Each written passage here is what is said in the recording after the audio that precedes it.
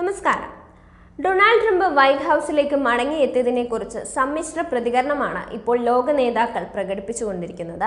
ചിലർ സ്വാഗതം ചെയ്യുകയും മറ്റു ചിലർ ആശങ്ക പ്രകടിപ്പിച്ചു. എന്നാൽ ചില രാഷ്ട്ര തലവന്മാർ സത്യപ്രതിജ്ഞാ ചടങ്ങിൽ പങ്കെടുത്ത് ട്രംപിനൊപ്പം സത്യപ്രതിജ്ഞാ ചടങ്ങ് ആഘോഷമാക്കി മാറ്റുകയും ചെയ്തു.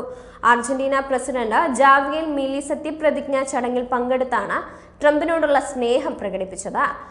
ഹംഗറി പ്രധാനമന്ത്രി വിക്ടർ ഓർബാൻ ആകട്ടെ ട്രംപിന് ആശംസാ സന്ദേശമാണ് അയച്ചത്. അമേരിക്കയുടെ പുതിയ പ്രസിഡന്റുമായി സഹകരിച്ച് പ്രവർത്തിക്കുന്നതിൽ ഹംഗറി ഏറെ ആഹ്ലാദിക്കുന്നതായി അദ്ദേഹം പറഞ്ഞു. പ്രസിഡന്റിന്റെ ചുമതലയേറ്റതിന് തൊട്ടു പിന്നാലെ തന്നെ ട്രംപ് നിരവധി പരിഷ്കാരങ്ങളാണ് പ്രഖ്യാപിച്ചത്.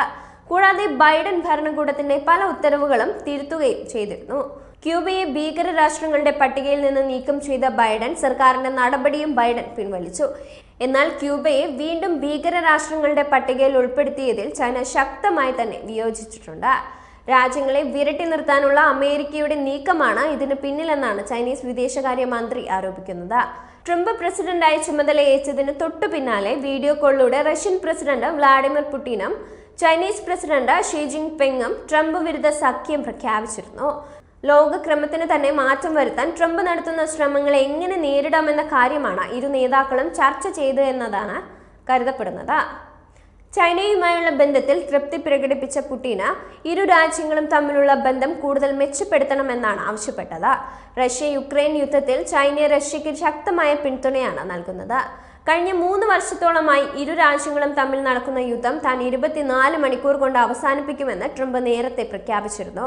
യുക്രൈൻ പ്രസിഡന്റ് വ്ളാഡിമിർ സെലൻസ്കിയും ട്രംപ് വീണ്ടും പ്രസിഡന്റ് ആയതിൽ സന്തോഷം പ്രകടിപ്പിച്ചിരുന്നു.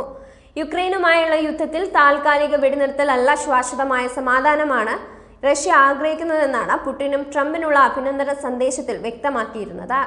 എന്നാൽ പുടിന്റെ അഭിനന്ദനം ലഭിച്ചതിന് തൊട്ടു പിന്നാലെ ട്രംപ് പ്രതികരിച്ചത് യുദ്ധം ചെയ്ത് പുടിൻ റഷ്യയെ തകർത്തു എന്നായിരുന്നു. പുടിൻ വൈകാതെ തന്നെ ട്രംപുമായി ഫോണിൽ സംസാരിക്കുമെന്നാണ് കരുതപ്പെടുന്നത്. പുടിനുമായി തനിക്ക് മികച്ച ബന്ധമാണ് ഉള്ളതെന്നാണ് ട്രംപ് അവകാശപ്പെടുന്നത്. ഇറ്റാലിയൻ പ്രധാനമന്ത്രി ജോർജിയ മെലോണി ട്രംപിന്റെ സത്യപ്രതിജ്ഞാ ചടങ്ങിൽ പങ്കെടുത്തിരുന്നു. ട്രംപുമൊത്തുള്ള ചിത്രങ്ങളും അവർ സമൂഹ മാധ്യമങ്ങളിൽ പങ്കുവച്ചിരുന്നു. അതേസമയം പനാമ കനാൽ ഏറ്റെടുക്കണമെന്ന ട്രംപിന്റെ പ്രഖ്യാപനത്തെ Panama president Jose Raul Molina തള്ളിക്കളഞ്ഞു.